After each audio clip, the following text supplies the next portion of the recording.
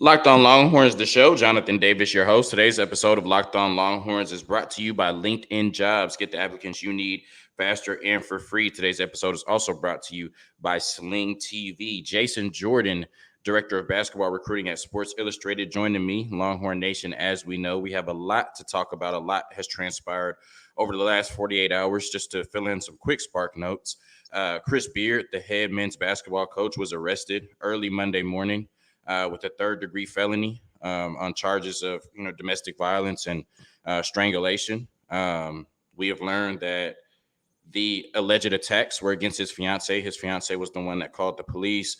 Chris Beard was arrested. He was let out on bond Monday afternoon.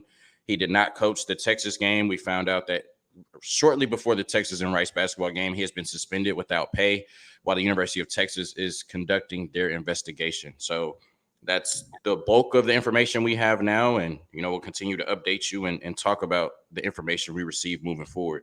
But based on everything I've just said and Jason, everything you heard yesterday and everything you saw, what was your initial reaction to this monumental college basketball news that Chris Beard, the Texas men's basketball coach, was arrested on such serious charges?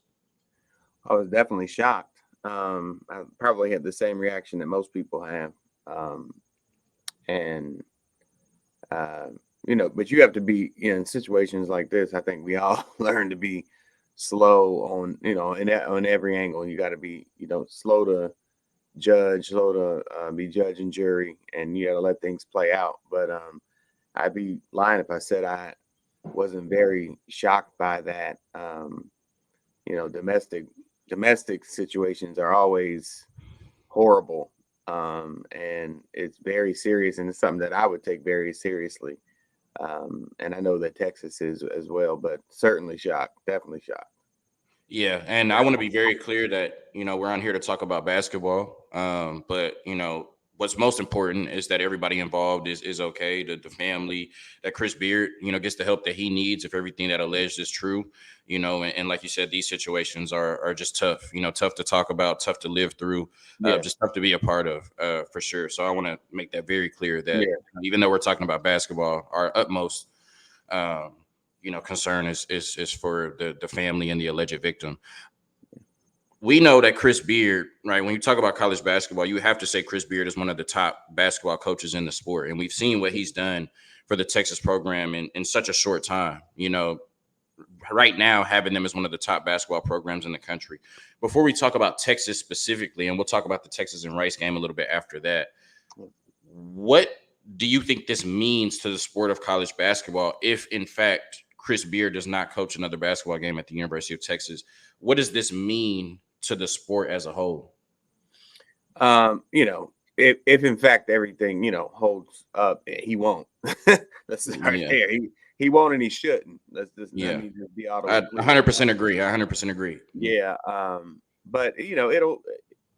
I mean, it's hard to say what it'll mean from a basketball standpoint because honestly, I wouldn't care. That's just Yeah, me. Like if yeah, everything holds up, everything checks out, everything turns out to be facts, then I wouldn't care that we're losing this great coach and recruiter, because I think that's disgusting. So, but from a basketball standpoint, I mean, everybody likes him and stuff like that. But that's why you let things play out. But great coach, obviously, from a pure basketball standpoint, one of the top coaches in the sport. To your point, an amazing recruiter, and a guy who was, on the upswing. I said last time we were on, and I thought Texas was probably one of my Final Four picks. This in the early uh, part of the season. So, um, a guy who got his troops to rally around him, guy who got players to buy into what he was trying to do, and really see his vision. So, you know, um, that's the mark of a great coach. But you can be two things can be true. You can be a great coach, and you can also be troubled. And I mean, I to your point, I hope that everything works out. For everybody. I'd again be lying if I said that wasn't shocking to me. But um, if in fact everything turns out to be true, then I'm the kind of person that can make a quick pivot. Yeah, to Yeah. be very honest, with you. Yeah. So I'm always of the mindset to wait and see, let things play out.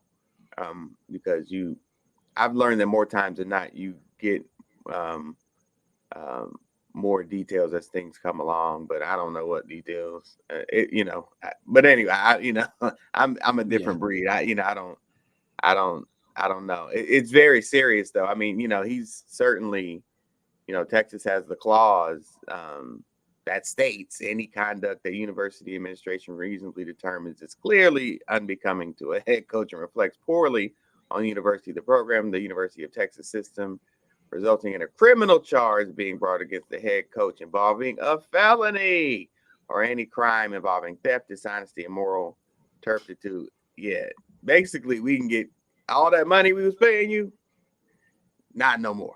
Yeah. So, and I mean, this certainly hook, line, and sinker if all things turn out to be true. So it's bad. It's bad. Yeah. I don't know. Mm. Even people. I was reading. He would say, well, maybe she could. They've seen where victims withdraw things. I don't even think at this point that you could withdraw that. Like to say, oh, I I was wrong. I was lying. Especially I with don't. the and I won't bring them up here, but especially with the confirmed list of injuries from the police, right? With them seeing all of those injuries on her, even if you recant the statement, the damage is done at this point, allegedly, right? Yeah, absolutely. And I know the affidavit said he had audio that he wasn't the aggressor, but I mean, But he you also know, said he wasn't willing to release it, so I mean that's null and void is either what I'm way. saying. Yeah. I don't know what you would hold that for, like your golden goose. I don't, So it's a lot of things that I'm just like, huh? Even if you're not the aggressor, I don't know why we're meeting, why it would be met with that type of force. Did you fear for your life? I don't know. You know what I'm saying? But I think we'll probably learn more in the coming days and weeks. And but yeah, it's bad. What is alleged is whack, terrible, disgusting, weak, all those things. So again, I'm the kind of person, especially with domestic situations, we can go and make a quick pick. There are different instances when people have been crucified for less than that.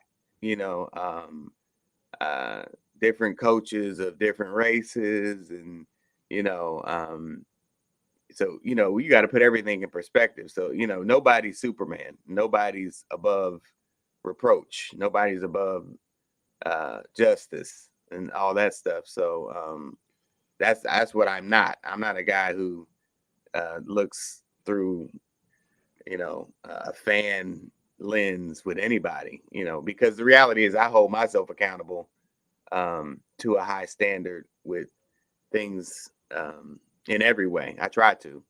And so I keep that same energy for everybody. Yeah, and I think Yeah. you did such a good thing reading that clause in his contract that basically says, based on what's already happened, they have cause to fire him. And I think the University of Texas has to make, the right decision, right? Yeah. Because you can't endorse that as the University of Texas. You can't bring him back as your coach if you feel that everything has alleged did truly happen, right? And I Yeah. think we'll kind of get some more clarity on that as time moves on. It's only been about 27 hours Yeah. since the incident, took place at this Yeah. time. So it's still fresh. I'm gonna do a quick word from Omaha Steaks, and I'm gonna do a quick word from Built Bar, and then we're gonna talk a little bit more about what Chris Beard means. What Chris Beard maybe not coaching again for Texas means for this Texas basketball team, and then what the win over Rice last night, what you saw from the Texas team, and what that meant. And just once again, I want to be clear that even though we're talking basketball, our utmost concern, is for the victim and what happened. And it's a weird dichotomy for me, because I have to talk about Chris Beard, what he's accomplished on the court. He's unquestionably a great basketball coach, but what has been alleged yesterday is far from, a great human being. So, it's just a weird dichotomy on the podcast, but we're trying to cover it the best way we can. So here goes a quick word from Omaha Steaks and Built Bar. Omaha Steaks have put together a delicious selection of various gift packages to make shopping for the ones you love nice and easy. Go to omahasteaks.com and take advantage of 50% off site wide. Plus, use code locked on at checkout to get an additional $40 off your order.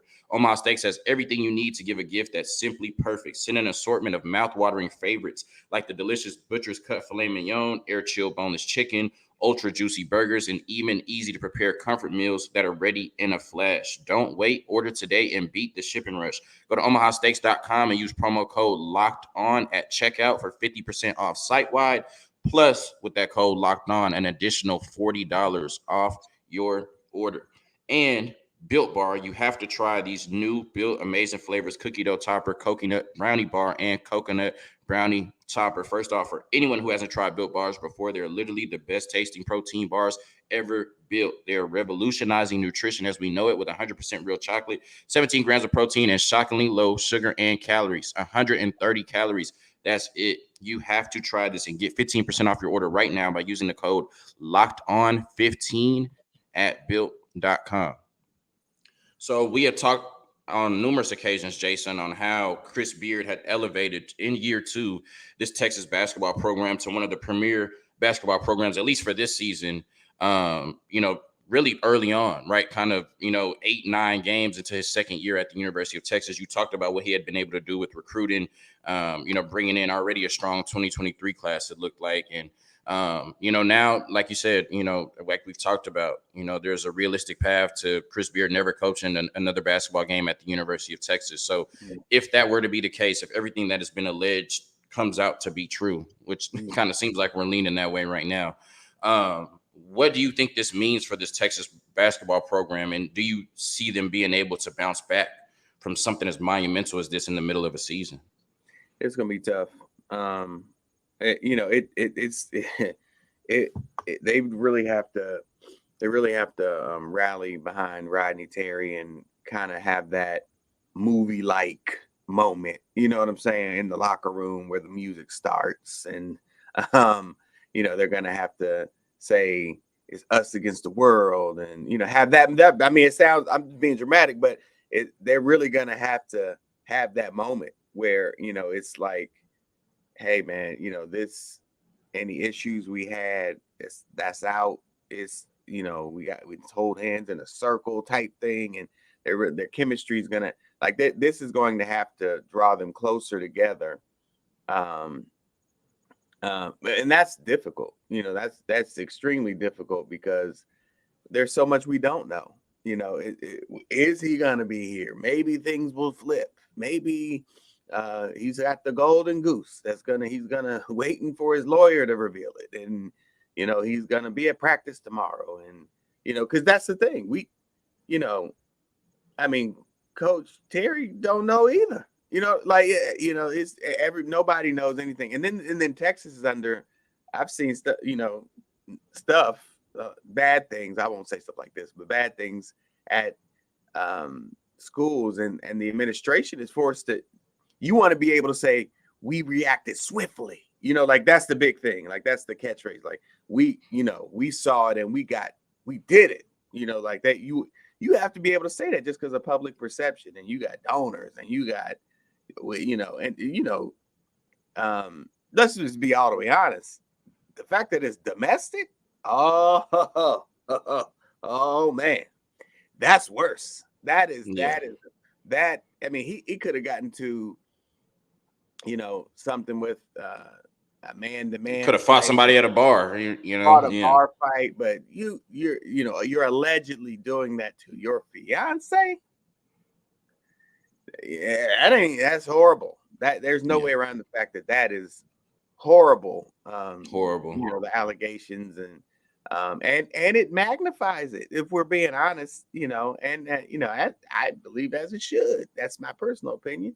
But so the unknown is the thing that, so if Texas came out today and was like, nah, we got some information, we got some footage, and we see that all the allegations are not allegations, they are facts, right? Let's say that came out, and Texas was like, he's done, we're disgraced and ashamed, blah, right?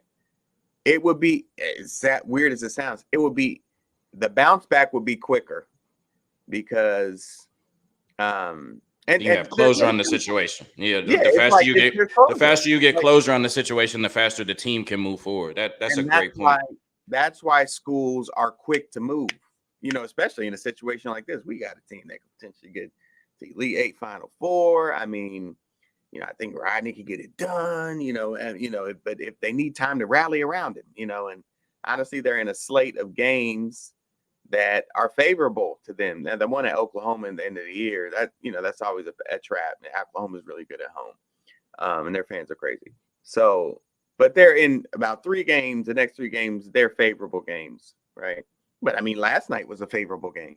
And we needed overtime for that. But I expected that. Most people expect there to be some type of. They looked like a team that was unsure. They looked like a team that didn't know what the future looked like. They're shooting 22% from 3. I mean, they looked at a sink defensively. They looked at a sink offensively sometimes, and they're playing against a team that's 302 in defensive efficiency. Like that, Rice is a horrible defensive team. That's the truth, So it to be expected based off all the things they're going through. But they need, if the goal is for them to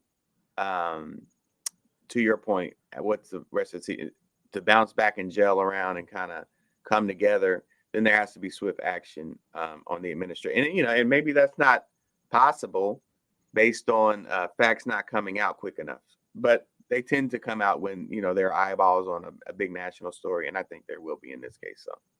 Yeah, just like we saw yesterday. I mean, as soon as that police report came out, it probably was less than 2 hours later, he was suspended without pay. So, that's what, we kind of all were talking about. This came out yesterday at, I guess, 4 a.m. This is my first time recording about it. Like you said, you have to be slow and kind of just let details come out and not rush to be first on anything, right? Because in due time, you'll know everything that you need to know. You talked about that game against Rice last night, and wow, what was weighing on them mentally, right? It's probably tougher than we can imagine. You talked about this Rice team. Texas was, I think, 24-point favorites against Rice. $100 bet on Rice would have won you $2,000 to win the game. That tells you how much Vegas thought they were undermatched, and yet that game went to overtime. And Rice really had a good chance to win it at the end of regulation. So, all that matters at the end of the day, at the end of the season, is wins and losses. So what did you think of the resilience from this Texas basketball team who got their world turned upside down yesterday prior to the game? Yeah, so that's the other way of, there are different perspectives to look at something. Oh, man, they struggle with Rice. Oh, man, this is a wrap. I mean, I can't believe they struggle with Rice. To your point, I could have won $2,000 on a $100 bet. These guys are done, right? But the other perspective is, at the end of the day, they were like, listen, we've done all this for 40 minutes, and we have another chance in overtime. We're not losing this game. Okay. So we're going to you could take that as like we really came together moment. I'm sure that's how Rodney Terry's going to, spin it. And he should, because that's how it happened.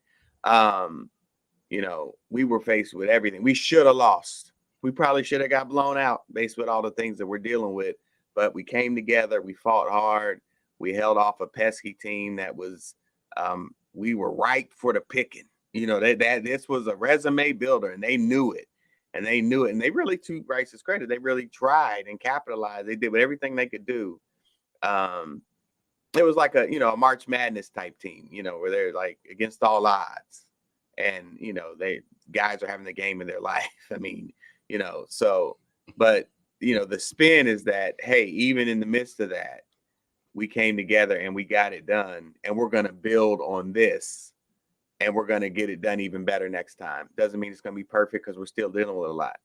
The next time it'll be a little bit better. Doesn't mean it's going to be perfect because we're still going to be dealing with a lot. And eventually, little by little, we'll get back to where we were, and we'll even surpass where we were. You have to be optimistic as a coach, and I'm sure that's what he's selling them on. I know he believes that. But we talk. I mean, they have all the talent in the world, everything's there, but the game is so mental, man. It's things like this can derail. So you have to be a master motivator. You have to really get the kids to buy in to everything that's going on. Because, at the end of the day, they're still young men who, I think science says your brain isn't even fully formed till you're 25. So let's all remember that, you know what I'm saying? So we're dealing with guys who haven't even fully formed their brains. And so, It's a lot. That's a lot to deal with. That's a lot to handle. Everybody. Chris is a coach. He's a players coach. They love him. They love him. The players love him, and that's always tough to deal with because there are different types of coaches. Like you could love your coach, but he might not be a players coach. But Chris Beard's a players coach, and he's close to all those guys, and that's tough. If you had like a disciplinarian coach or a legendary coach where you just respect him, but you might not want to hang out with him, there's a lot of those. But he was a players coach. Like he talked to the players on their level and he connected with them. And that's what I heard a lot, from recruits and players. And so this is going to be tough. That's tough to bounce back from. Yeah, prior to yesterday, you wouldn't find too many people, that didn't like Chris Beard, period, right? Players on the team or just period. And, Longhorn Nation on this is going to be tough, but we have to band together. We have to support our basketball team. They still have everything they want to do in front of them, and we need to be there for them because as we've talked about for the last 21 minutes, it's going to be really hard for them to finish out the season, especially with the expectations and pressure they have on them. And once again, just praying for the family. I'm continuing to hope the best for the family. And, as I've said on here many times, and Jason Jordan has talked about, Chris Beard is a hell of a basketball coach. I don't think that can be denied, but I think we both agree that if what has been alleged is true, Chris Beard should never coach another basketball game for the University of Texas. Hook 'em. Peace.